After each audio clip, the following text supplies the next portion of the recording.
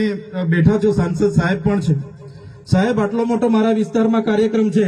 Collector સાહેબ, પ્રાંત સાહેબ અને પ્રાયોજનાજી, શર્માજી, હું અહીંનો ધારાસભ્ય છું. ભાઈ, મને કેમ કોઈ ફોન બી નહીં કર્યો, પત્રિકા નહીં, જાણ નહીં? ખુલાસો કરો. હું ધારાસભ્ય છું ભાઈ. આ મારું અપમાન નથી, મારી જનતાનું અપમાન છે. આ મારું અપમાન નથી. મને કોઈ કાર્યક્રમનો મોહતાજ નથી. મને પત્રિકામાં નામ આવે, મારી તકતીમાં નામ આવે તો જ ચૈતર વસાવા આવે એવું નથી. ચૈતર વસાવા નામ માટે હું નથી આવતો.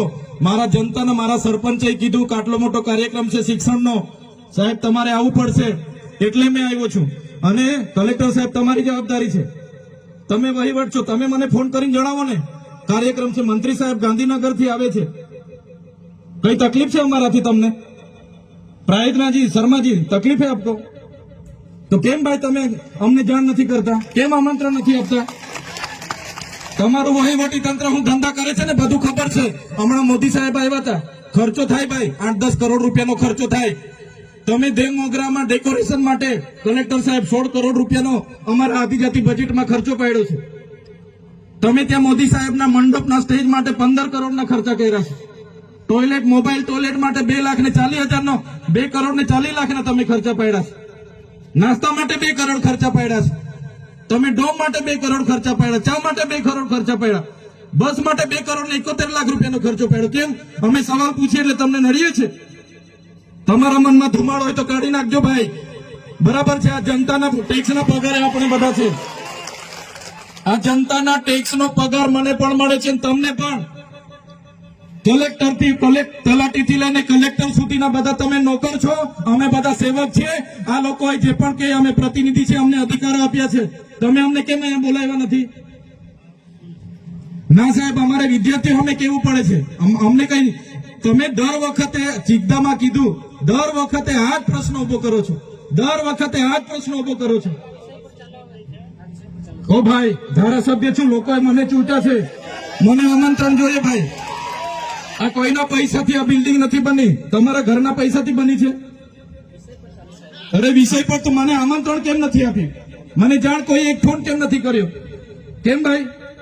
અમે ધારાસભ્ય ચૂંટાયેલા છે, લોકોએ અમને અધિકાર આપ્યા છે, અમારો અવાજ તમે દબાવવાની વાત કરો છો.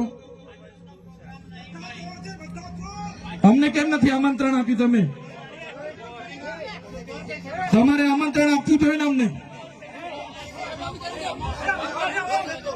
ઓ ભાઈ, બંધ કરી દેવાડો, મારા અધિકાર છે ભાઈ. તમે આવો, બંધ કરી દે એટલે, બંધ કરી દે એટલે આમંત્રણ કેમ નથી? બંધ કરી દે એટલે, બંધ કરી દે એટલે,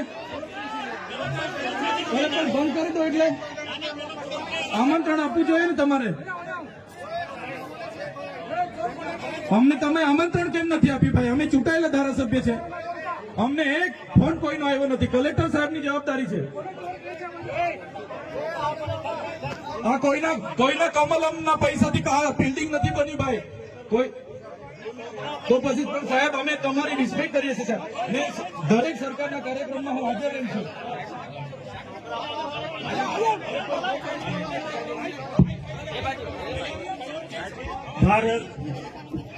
ભાઈ ચલો શાંતિથી બેસી જાઓ, બધા બેસી જાઓ. એ ભાઈ, બધા બેસી જાઓ, બધા બેસી જાઓ. ચાલો શાંતિથી બેસી જાઓ ભાઈ, આગળ નહીં, બેસી જાઓ શાંતિથી. ભાઈ ભાઈ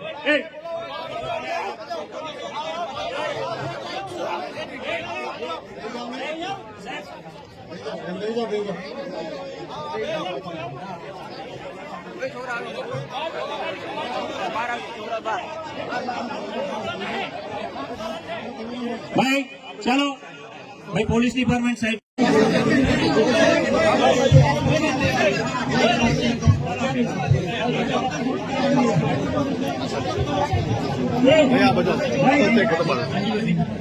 હાલો, આપણે શાંતિ રાખીએ છીએ ભાઈ. આ શિક્ષણ એ બધા માટે જરૂરી છે અને શિક્ષણનો કાર્યક્રમ છે. આપણે બધા ખૂબ શિક્ષિત છીએ ત્યારે આ સ્ટેજ પર આવ્યા છે.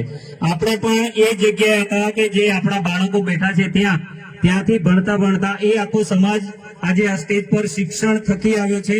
બિલકુલ શાંતિ રાખીએ. અને આપણી વચ્ચે આપણા માનનીય સાંસદ સભ્ય શ્રી મનસુખભાઈ વસાવા સાહેબને હું વિનંતી કરું છું.